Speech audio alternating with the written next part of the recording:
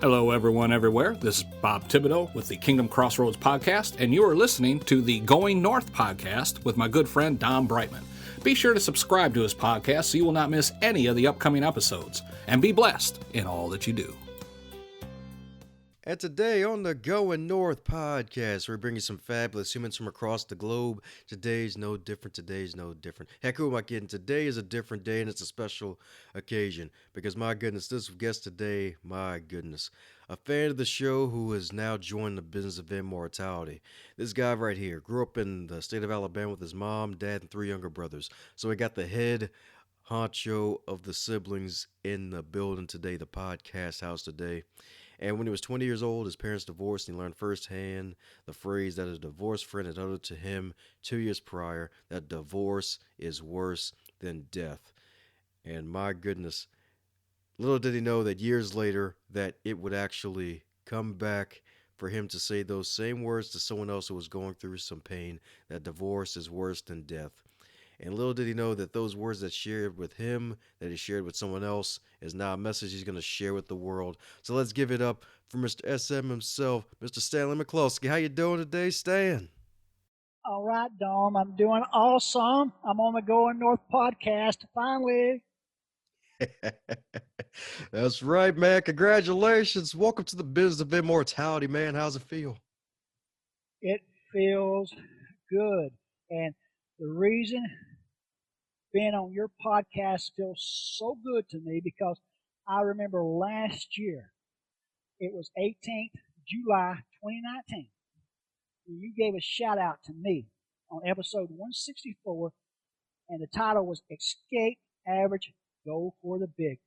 And when you were talking about, I had my chest out, you were telling me about how wonderful I was and how I'd been such a great supporter of you and your books Going North and Stay in the Course, or I should say Stay the Course. But then, Don, you set me up. You said Stan got a book of his own coming out real soon, and he's going to be on the Going North podcast real soon. And I thought, no, dog, no, you setting me up. You set me up. I'm not even halfway finished with my book. It's not going to be soon. I'm not coming on the Going North podcast. But then I could see your smiling face through the virtual airways saying, well, Stan, you better get to work and start going north and be sure to stay the course. So I'm very proud to be on the Going North podcast. And it's one other thing I can check off my bucket list. Oh, man, like it's really an honor to be able to help folks get into gear like that, because that wasn't even the intention. I thought you were further along than you told me when you first told me about it. But now, Don, as you helped motivate me, and which also, because I wanted to really finish this book, I've got to give a shout out to my book coach and mentor and best-selling author, Michelle Chenoweth, because she really helped to bring this book together for me. Because I'm like one of your recent podcast guests, the guest on your show who hates to write. Well, I'm one of those people. So Michelle really coached me, and it was a team effort. And so every time someone provides feedback about how the book has helped them, I always have to tell Michelle, I say, look at what we did, Michelle. So, and it's kind of like what Alex Haley said. Anytime you see a turtle on top of a fence post, you know he had some help. It's true. Because ain't no way in saying heck a turtle got up on the fence post by itself. It had to be a tornado or something. So your Going North podcast is kind of like a fence post. So I didn't get here by myself. So I appreciate it. Hey, appreciate you and the mighty Michelle. Indeed, she's a fabulous lady. Fabulous lady indeed. Love her books. And she gives great hugs too, pre-COVID, of course, for the folks who are losing their minds right now. So it's pre-COVID. And when people hear the title of the book, they probably wonder, Stan, where does this ideal come from? And like I said, I was, when I was 18, I had this wonderful, beautiful lady friend who was in her 30s. and we'd get together and we'd just talk about different topics and really just life in general. I'll never forget that night when the topic turned to her divorce. And she looked at me and she said, Stan, losing your spouse through divorce is worse than death. And Dawn, my first reaction was, no way. But then she looked at me and she said, Stan, losing your spouse through divorce is worse than death. You see, in death, you don't worry about seeing your best friend having dinner at your favorite restaurant with your ex-husband. That hurts. And her words have stuck with me all my life. And and as you mentioned in the intro, 2 years after that conversation with her, I learned firsthand. And as you said, everyone dies, but everyone doesn't get divorced. And if my parents divorced, and I really, their marriage wasn't violent. There was no abuse. They just came unhappy with each other. But what made them happy broke my heart. And see, and normally with death, you don't think about a choice. But with divorce, well, they chose divorce. And as you mentioned, to this day, it's been the single most traumatic event in my life. And I have to admit, as I was writing this book, it was very therapeutic. But I did shed some tears, thinking back on some of the feelings that I felt back in those days when my parents got divorced.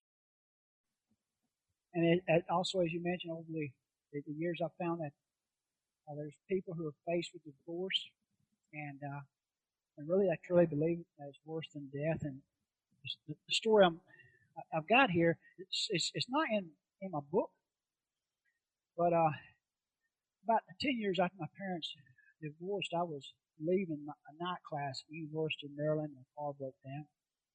Called a tow truck. The bad thing is I didn't have any money, and we had to wait on my wife to bring a check to pay for the tow.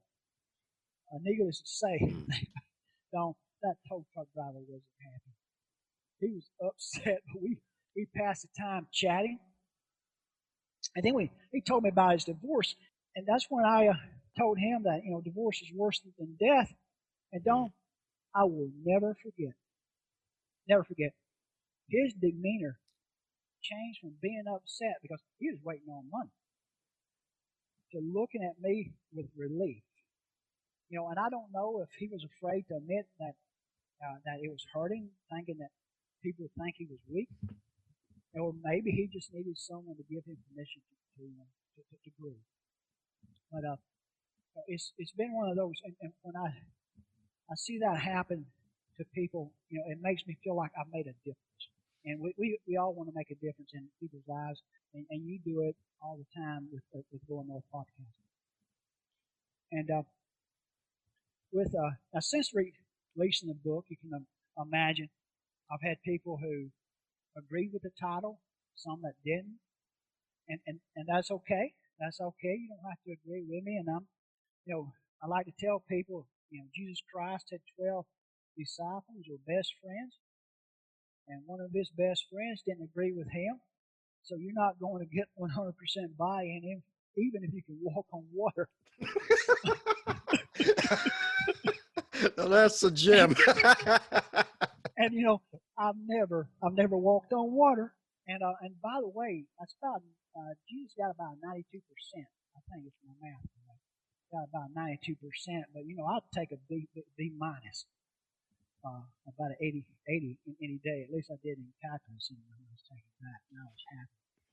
But here are some of the comments I have received, and each person has their own story, and with each of these comments, I'm not going to agree or disagree. It's how people feel. But some people have said, "Hey, no way! I'm not reading this book. I don't want to know his opinion about divorce is worse than death." But on the other hand, I have received an overwhelming amount of just simple comments such as "Amen" or "Yes, it is." I would like to share a couple of more detailed comments that I have received. And here's one I quote. I've always felt this, and divorce is worse than death. Grieving so many losses from divorce is very difficult. I have never wanted to say it out loud because I do not want people who have lost a spouse to death to think I'm insensitive, but divorce demands a lot of grieving. And the second one, and this one made me cry, and I actually received this one like an hour after I published the book and somebody read the cover. And I quote, I haven't given myself permission for it to be hard. It has had such a profound impact on me, but I haven't given myself permission to acknowledge how much it hurts me. Reading you say that it was harder than death is so freeing because it empowers the reader, me, to acknowledge how bad it is. Well, thank you so much. It is so validating to read that it's allowed to be harder than death. Thank you. Unquote. And, Dom, that's my why. I want to make a difference in people's lives. That's why I wrote the book. And getting feedback like that is more helpful to me and more enjoyable than money will ever accomplish. And speaking of money, if it's okay with you, I would like to make an announcement about my book at the beginning of the podcast in case someone is unable to finish the podcast. And by the way, I listen while driving to work, and sometimes my commute ends before the podcast. And believe me, my commute ends. I don't end the podcast before my commute done. I normally I hang in there at the very end, but sometimes it ends before my commute. But you can find the book on Amazon, Barnes and Noble, and wherever books are sold. But one of my favorite quotes is, "If it's free, it's for me." And you may say, well, what I want to do is I want to make the Kindle version of my book free to purchase for 5 days and 5 days only, starting the 20th of October. The 20th of October. And now you may say, I don't want to buy it. I don't want to buy your book, Stan. But that's okay. Because if you're a member of Kindle Unlimited, you can already read it for free without purchasing. And all I ask of Dawn's great listeners, Going North podcast listeners, is to leave a review at Amazon. But when you do, I want you to do two things. First, let people know that you heard about this book on the Going North podcast. Give Dawn some props. And second, leave a quick review explaining, what you some thoughts on the book, and what I'd also be interested in, the title.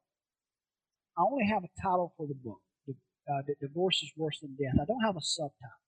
So if you have any thoughts on what the possible subtitle for the book should be after reading my book, and if you say, hey, the subtitle should be Going North, I'll take that into consideration. I'm not going to say what a lousy idea. I'm like, oh, that's pretty good.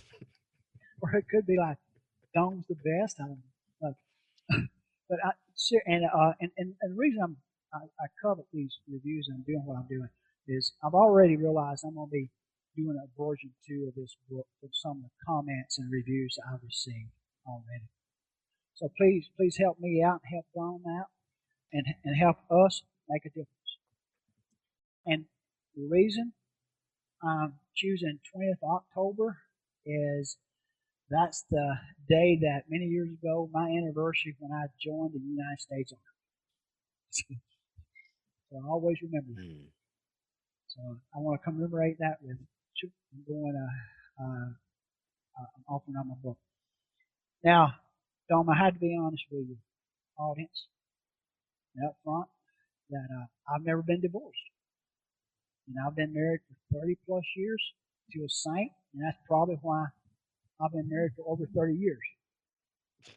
But someone asked me recently, said, Stan, how can you write a book on divorce if you've never been divorced? I love that question. I love it. And Dom, I always reply with this. Many people write books on death, but I can assure you that they weren't dead when they wrote the book. And now you just have to trust me, Dom. But here's an example of the Swiss American psychiatrist, and I hope I pronounced her name correctly. Elizabeth Kubler-Ross wrote a best-selling book with the title On Death and Dying. Now, she was neither dying nor dead when she wrote the book. As a matter of fact, my former high school English teacher, Yvonne Foster, met Dr. Ross and has an autographed copy of Dr. Ross's book On Death and Dying, just as proof that Dr. Ross was alive. Wow. So you don't even have to take my word. I can get you a copy of that autograph. But I'll touch on a little bit that we've all experienced divorce, just like with death. We've had family, we've had friends. So our lives have been touched. And I'm going to touch on this, and I like to really, and I touched it in the chapters in the book, and I like to really share a few nuggets from each of the chapters, kind of let people have an understanding of why I believe divorce is worse than death. And I didn't write the book to encourage or discourage divorce. It's complicated. There's no one size fits all. And remember this, everyone's story is different. Just because one person's happy, it doesn't mean another person is. And on the cover of the book, there's a picture of two hearts. And one heart appears undamaged, where the second heart is covered with band-aids. And the undamaged heart symbolizes a person who walks away from a divorce, and they may be walking away singing, free at last, thank God Almighty, I'm free at last. While the bandaged heart represents a person, and maybe the other partner, who walks away with a broken heart, wondering, what happened until death do we part? That was my best friend that just rejected me. And based on that, I cover several topics in the book: heartbreak, grief, family home, legal and financial ramifications, children in custody, also dealing with family and friends, outlook of various faiths. But I finish up on a positive note about moving on after divorce. As I mentioned, with divorce, it's not just two people who are affected. Just like death, family and friends are affected as well. And for instance, I know a grandmother, when I'm talking about having my grandsons over almost every weekend or any time I want, she can only see her grandkids when her child has custody of the children. So, it affects the grandparents as well. So, so it's not just two people that are affected. But I've got to kind of go back, before I really dive into divorce, you got to think about, marriage.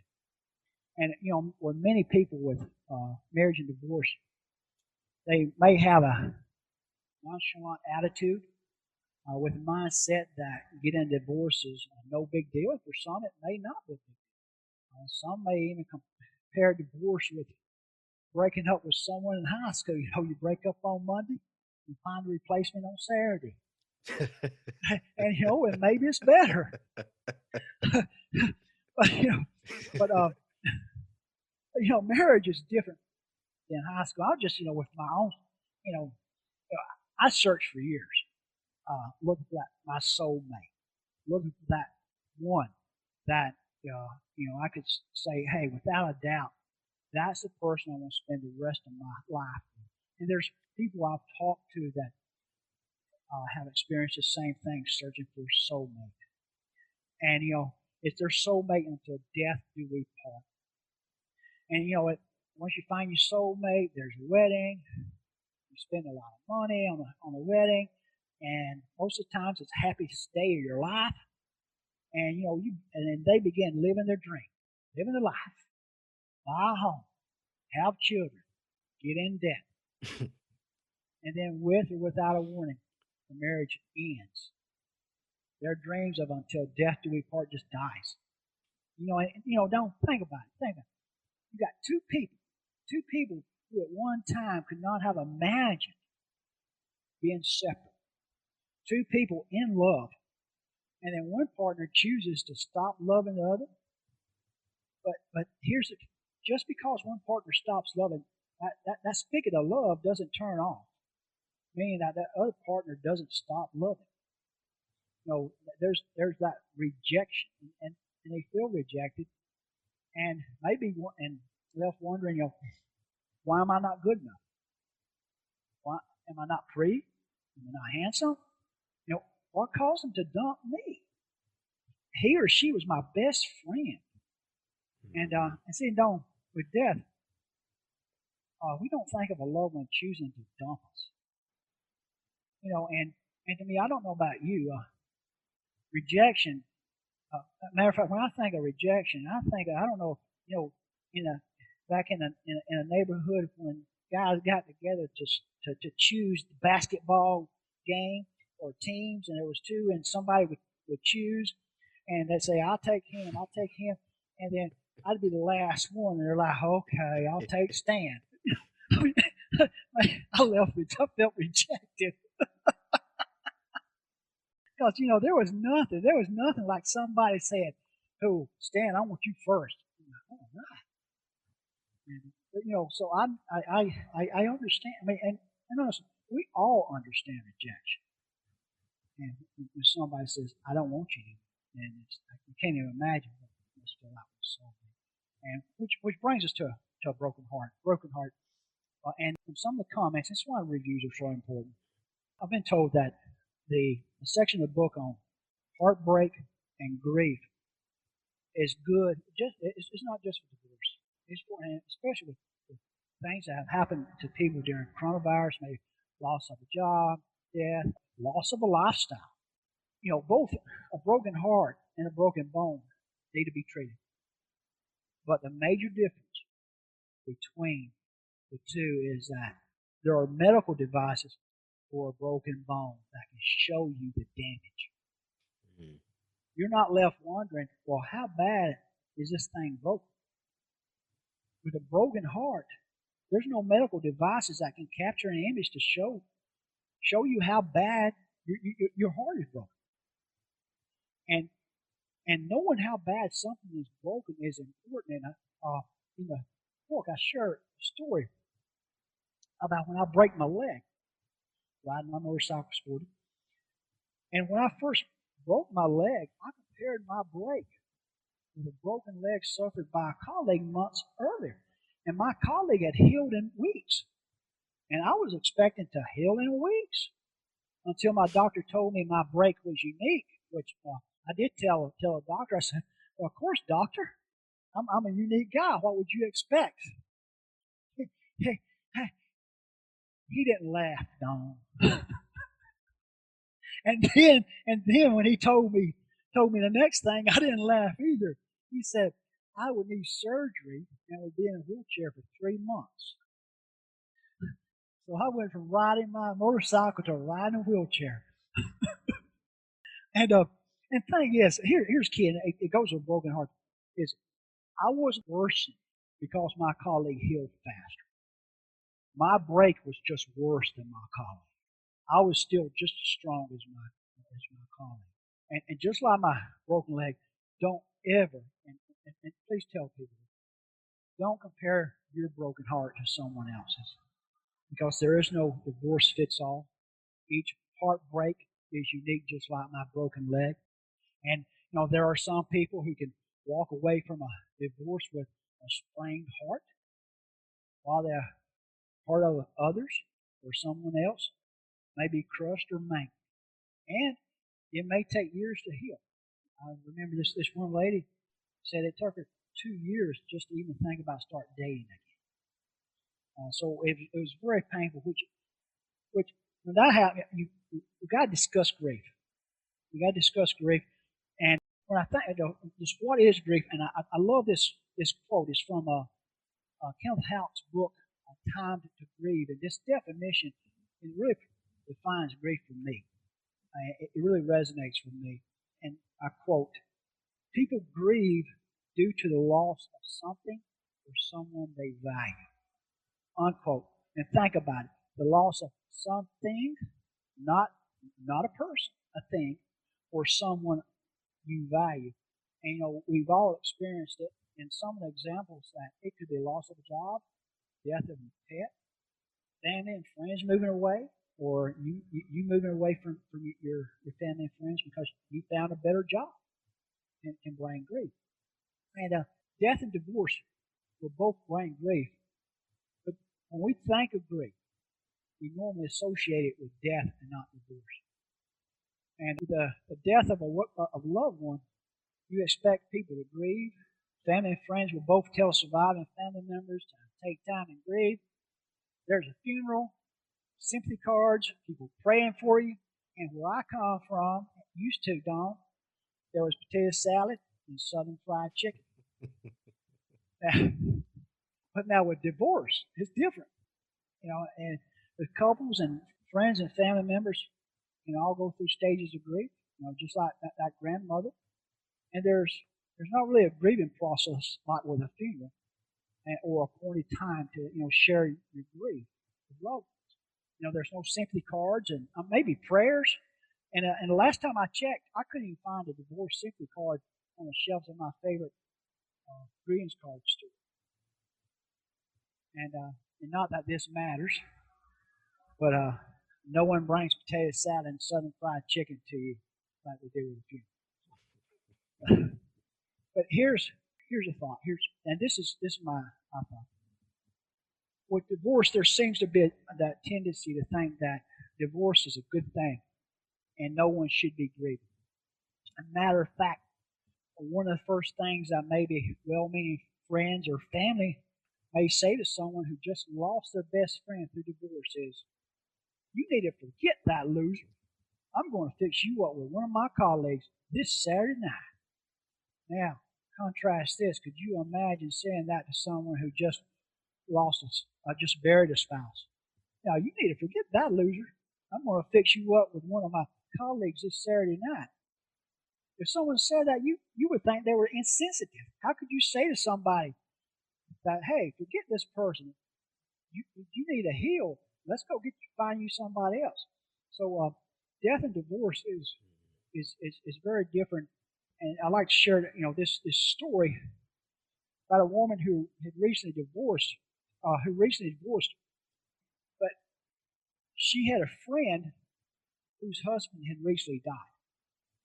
And the woman who had recently divorced kept asking herself, "So why should I be grieving over divorce when my friend's husband has just died?" Now, and the thing is, you cannot compare losses. And remember, grief is due to the loss of something or someone you value. And the woman who encountered divorce and the woman who encountered death both lost something that they value. So it makes sense to grieve. And again, never compare losses. Mm-hmm. And with divorce, you can't think about divorce without thinking about children.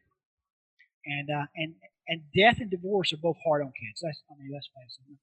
And when a child loses a parent through death, there's a process, there's a funeral, people around the child telling the child how wonderful their parent is, sharing wonderful stories. And there's a little bit of what I would call closure. With divorce, we usually don't have that picture of a formal process where people are around the child telling them wonderful things. Normally, children may hear less than flattering comments about their parent. And of course, there's always the custody issue. But when it comes to the children and parents, always remember, children will normally love both parents. And I have to share this unique story. It's about a lady whose parents divorced, and she became estranged from her dad. However, after several years, her and her dad began rekindling their relationship. everything was going well. They were getting along,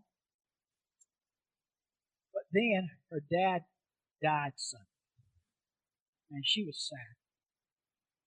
At the funeral, her mom stood up and began telling everyone how horrible of a human being her ex-husband was. The lady was horrified. I mean, she loved her dad, and it hurt her to hear those comments, and especially at his funeral, because, as we said, normally no one speaks ill of the dead. That's just insensitive and disrespectful. And always remember, kids would normally love both parents, so please don't trash talk kids. The one thing with divorce is the family home. You know, the and why I bring up the family home, you know, with death,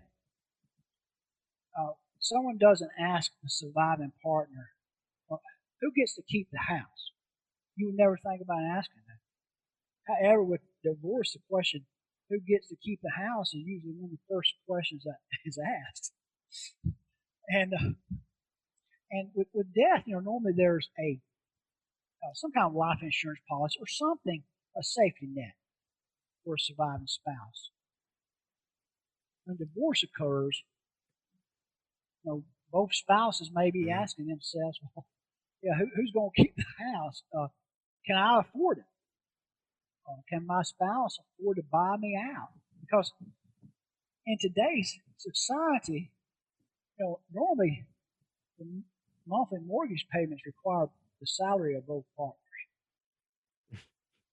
And what's bad about it for parents and children is that the social status of both can change overnight, as they may have to downsize to a smaller home, apartment, move away from friends.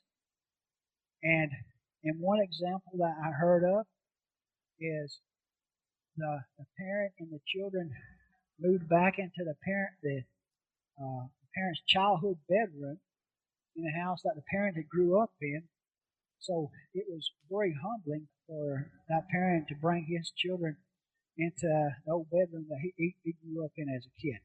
But because oftentimes these moving out of the home happens so fast that a person doesn't have the money or whatever to find a place to move to. And I spoke to a man recently who had to vacate the family home. The wife's still living there, but he and his daughter had to do what I had said. They had to both move back into his parents' house, back to his old bedroom. So not only did the husband's life change, but so did the child as well.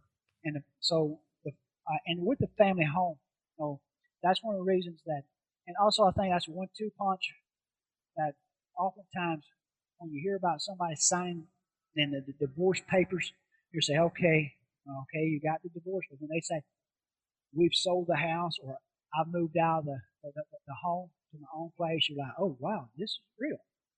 So family home is very important. Speaking of family home, family.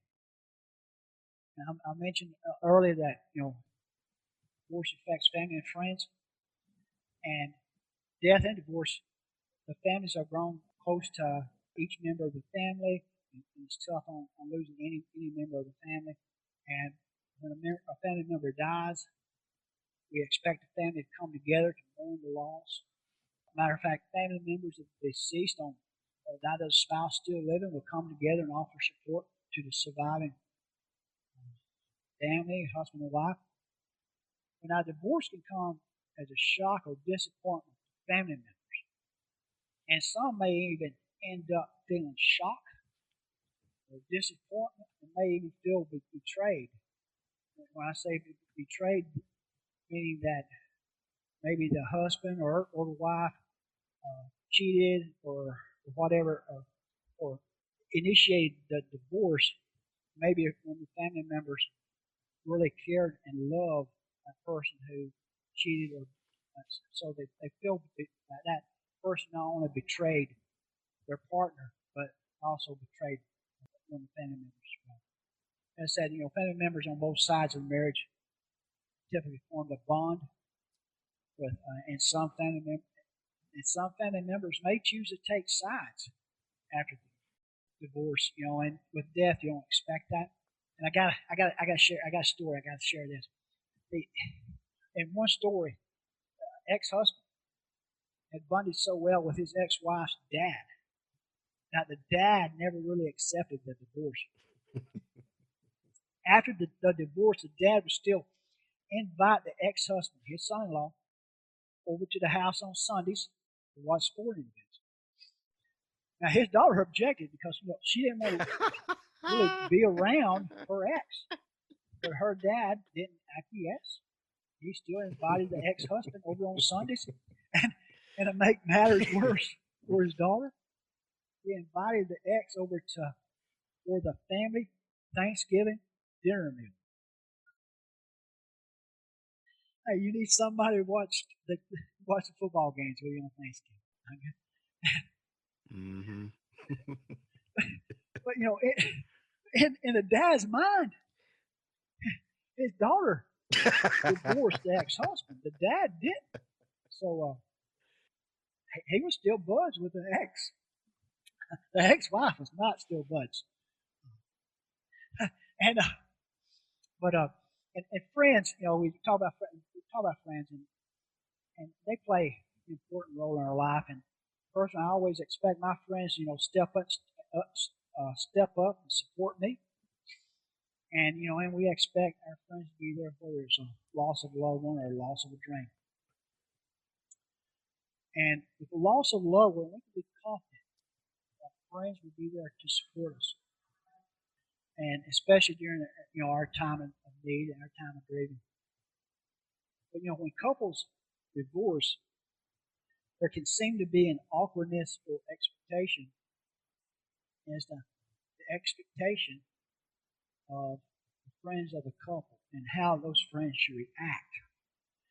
The expectations are often that friends should take side of one of the partners and then reject the other.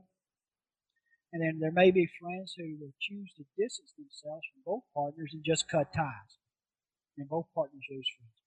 And Dom, I have to admit, I've been one of those where I've sided with one partner and kind of dissed the other. And then there are times that I've just cut ties. I said, hey, I don't want to be in the middle of this divorce. I don't want this mess. So, hey, you guys on your own. And I know that's probably wasn't the thing to do, but that's what I did. And so it happens.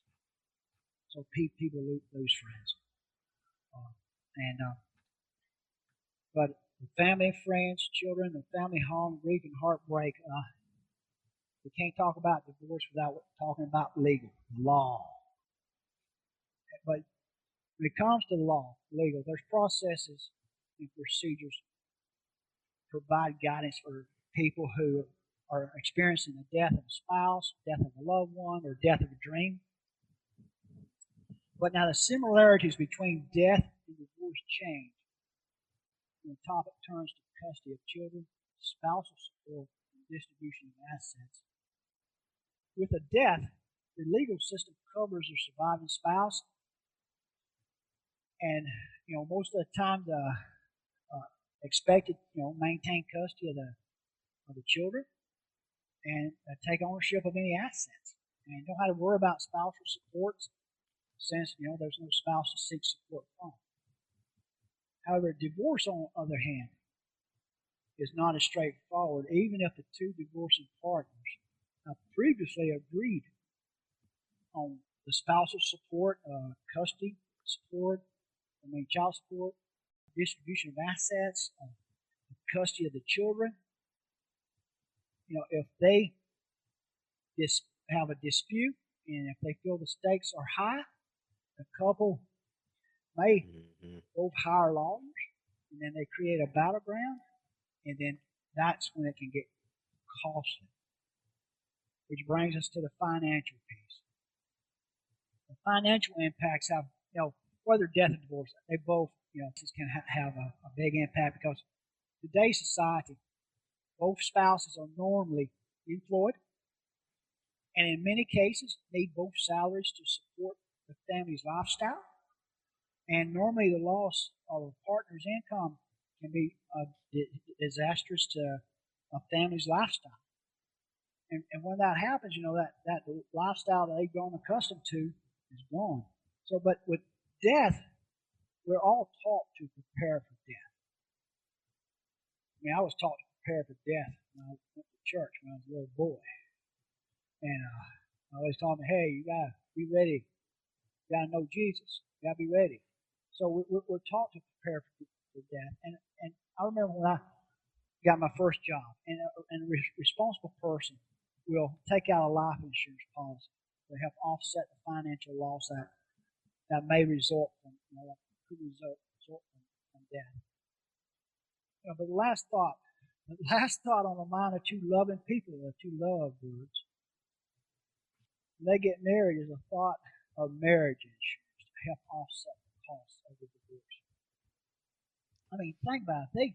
If they considered marriage insurance, they would be admitting that their marriage was prone to failure. And death and divorce have a price tag. Mm-hmm. But the price tag for death is somewhat predictable. And you pay for the funeral. You can maybe have a more expensive casket or something, whatever. But it's kind of one-time fees. The cost for divorce can be somewhat predictable, but can also quickly become unpredictable. Yeah. and can escalate should the divorce become contested, when the couple can't agree on a settlement and start involving lawyers. Matter of fact, Don, one guy that I spoke with said his divorce has cost him over $100,000. There was an old friend of mine when I first got divorced who had experienced divorce, and he had a saying. He said, "It's cheaper to keep it." Because apparently his divorce has been very expensive as well. But one note about expenses. At one time in the U.S., there was divorce insurance, and it had been offered by a company called Safeguard Guarantee, led by CEO John Logan. And it was until the insurance regulators outlawed it. But on that note, the country, Egypt, the country, I saw an article in September of 2019. They're proposing to make divorce insurance mandatory. Mm. Now, when I first thought about divorce insurance, I thought, you got to be joking. And then I looked at the numbers. I mean, here's Don, you are more likely to get divorced than be involved in a car accident. 1 in 3, 33% of people get divorced, while 1 in 4, 25% get in car accidents. And think about this, automobile insurance is mandatory. I think some people could use a little divorce insurance or marriage insurance. You can say that again. And speaking of insurance, I can't talk about divorce without talking about. And I chose Christianity and Islam and Judaism for the child. And the reason I chose those because those seem to be more dominant in the area where I live, and also in the U.S. they're the top 3. And faith plays an important role in the decisions people make throughout their lives. And it's a major source. I know for me personally, my faith, it sustains me in the good times and the bad times. So I naturally rely on my faith. So anyone who is very observant and has a strong faith, it's going to play a major role in a marriage. And if it plays a major role in someone's marriage, it's also going to play a huge role in how someone responds in the death of a loved one or death of a dream through divorce. Now, when someone loses someone through death, there is an expectation that members of his or her religious group will provide support. And whether you're Christian, Jewish, or Muslim, there's that process, that burial process, whether male or female. Now, it's changed a little bit during COVID, but COVID-19, but there's a pretty much standard process for all genders. However, with divorce, there can be thoughts that can provoke thoughts of sin. Maybe people make accusations that, hey, what's happened, or this whole divorce thing is a sin, or there's a stigma that may be attached to someone. And the thing is that there's someone who's faced with this divorce and being subjected to a stigma. They may have had no choice in the divorce because their spouse chose to walk out on them. I know at the beginning I said that my parents' divorce was a choice, and yes, they both made that choice. But sometimes divorce is not a choice, and someone is found divorced because somebody walks out on them, and they're left alone. And all this can bring sadness, but I'm coming close to the end of the book, and at the end I talk about moving on, the future. And here are a few helpful steps that I want to conclude with. Get help for yourself. Take action. Seek counseling. Remember, there is no medical device available for a broken home. You are not weak. Even if somebody says, hey, you are strong when you reach out for help. Focus on personal growth and take time to discover who you are again now that you're single. And oftentimes, you may be single with kids. So it's very different than being married. And be sure to get help for your children. Now, I often hear that kids are resilient and strong. But I have noticed, Dom, that when a classmate from school passes away or dies, the school is quick to bring in counselors for children, for the kids. And it's awesome. And that's awesome. I applaud them. And if schools believe that kids may need a counselor to deal with the death of a classmate, kids may need a counselor to deal with the death of a dream. So please, kids may be resilient, but I share some stories in my book about how parents reached out, found therapy for their children. It was very beneficial. And reach out to your family. They can come to your aid, be your support team, and maybe even provide babysitting service as your to help you, maybe find a job or continue working, and help offset the cost. Now, I mentioned that you lose friends, but also reach out and find that core set of friends, or as my pastor likes to say, find your crew. You want to find your crew, the people who are going to help you, and have a follow up with your legal team, your lawyer. You can use a legal counsel and here's why: your lawyer can prepare you for any legal aftermaths that may continue or pop up for several years. So just prepare you. They might not pop up, but it's good to make you aware that they could. And get your finances in order. You're single again. Take a moment and square away your finances. After the divorce, maybe you want to reach out to a financial advisor. And keep your faith. For many folks, spiritual faith helped them during the dark times, provided them with hope and confidence that the darkness would not last. And don't, that's the end. Man, oh man. Man, we got the whole freaking 10 Commandments plus, baby. That's right. We got the whole Pentateuch, baby, of the Bible, metaphorically, the Bible of the avoiding divorce and what you can do if you already are divorced. And I'm really glad that you really covered all of those areas because like those areas are so true. Like especially the kids. The kids are the ones that really take it hard the most if the divorced couple has kids, like a child or even children. And it's really good that you touched on that, especially coming from your story and bringing out the stories of others, my friend. So definitely. So, wow, just really glad that you brought that up. And and divorce is costly, and not just in the financial area too.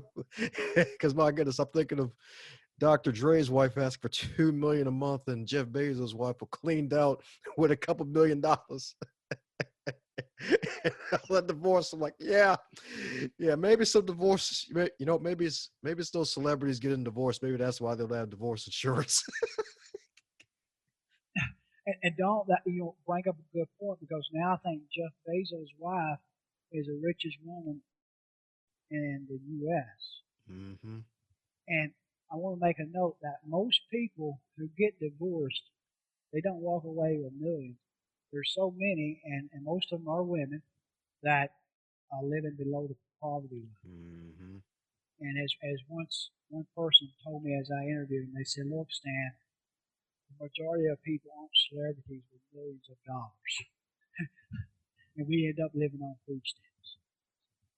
Amen. I'm glad you brought that up too, because folks do need to learn that part too, because that's something that's not advertised. And it needs to be brought more to the forefront. It's like, hey, there's celebrities, and then there's your regular everyday citizen going through the struggle, which is a lot worse than celebrities. Like celebrities, they may clean house, but regular folk, like the two salaries that were combined to help take care of the family, like if you don't have that situated, then you're basically screwed, to be honest, for lack of a better word, if you don't turn it around financially on top of everything else with that. So coming down to the magical question that every guest gets to receive, and that is, if you're to wake up tomorrow and you're 25 again, but this time in 2020 with all of your knowledge, experience, and expertise, and there's no pandemic, what advice would you give to the 25-year-old Stan? First would it'd be location, location, location when buying real estate. But that's from a financial perspective. But what I've learned that the second thing I'd want to tell myself is, look, there's no shortcuts in life. It's all about compound interest. And Don, if you remember the Kmart and the blue light specials, Mm-hmm. or when it comes to success, there are no blue light specials, and everyone has to pay their price, meaning that I may have to pay more than Don when it comes to success. And the final thing I'll probably tell myself is, this is with everything, every person in your life, is that every person they come with a limited time offer with an expiration date, meaning that the little kids grow up and they become adults. So all the things that you might have used to do, you can't do, or there's family and friends that pass away, or there's jobs that you may have to say goodbye to. But enjoy the moment, and because everything has an expiration date, and some expiration dates can be very short. That's my advice I give to my 25-year-old self. My man just dropped a major master emerald right there, baby. That's right. There are no blue light sales, baby. Haven't heard that one in a while, and I love it. Because folks need to be reminded, like, hey, you can sign up for all the 97, 397, 297 courses, on the planet, but ain't no blue light specials because you still got to do the work. Well, hey, Dawn, am I, in the words of Dawn, am I building a tennis bracelet yet with all these gems?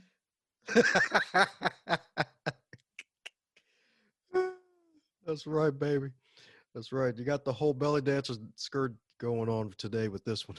And with all the gems. Oh, man.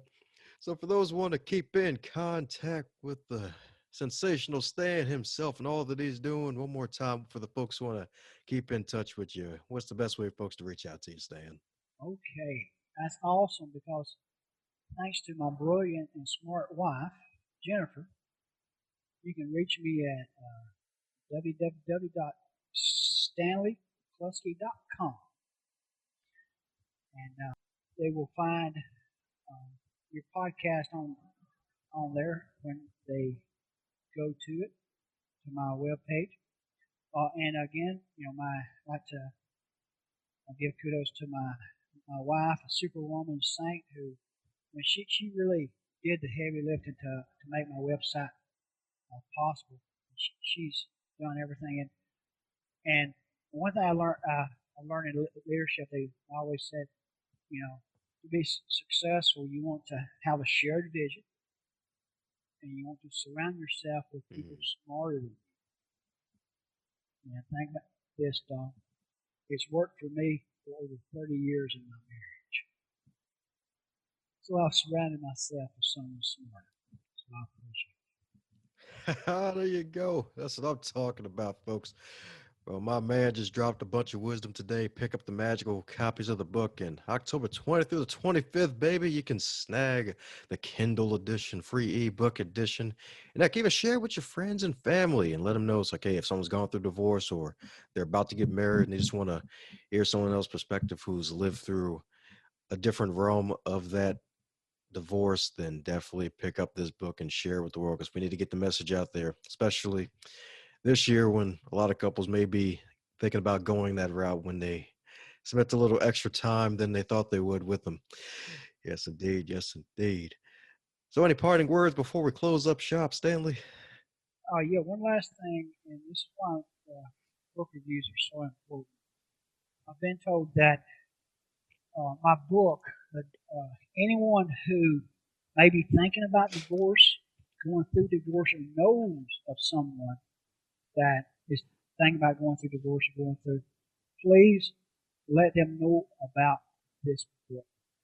Because if you're thinking about going through a divorce, and I'm not encouraging or discouraging divorce, but it allows you to know what to expect and what might happen, so it can prepare you and hopefully lessen the heartbreaking and grief.